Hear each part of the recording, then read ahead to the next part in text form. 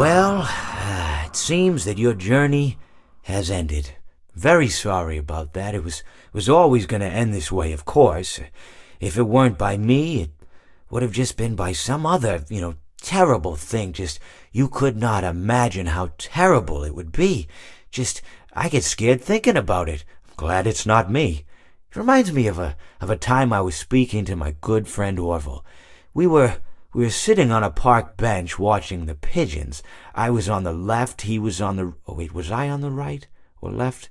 Anyways, it doesn't matter. We were sitting on there watching the pigeons.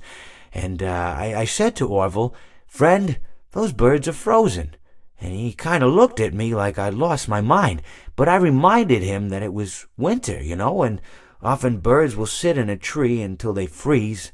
And then they sort of fall to the ground until the sun warms up and they can, move around again. So I said to Orville, "You might as well save those breadcrumbs until the birds thaw, because they can't very well enjoy them in the condition they're in." To which he asked what I meant, and asking what condition the crumbs should be in before he threw them to the birds, assuming that I meant the birds couldn't enjoy the breadcrumbs in the condition that the crumbs were in, when in fact I had meant the birds could not enjoy them in the condition that the birds were in, considering that the birds were frozen. So he took a moment and then threw his last handful onto the ground. I said to him, "Orville, why did you throw the breadcrumbs to the birds when I just told you they're frozen?" To which he responded, "The breadcrumbs are not frozen." Again, misunderstanding my words. I didn't mean to say that the breadcrumbs were frozen when I said I told you they're frozen.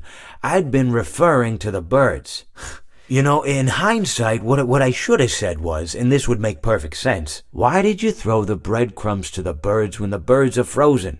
He misunderstood upon my correction, stating that he didn't know what else to do with the breadcrumbs, and that perhaps, when the birds thawed, they'd still be able to eat the crumbs. So I said to Orville, and this is what I said to him, I said, "Orville, the birds may be dead,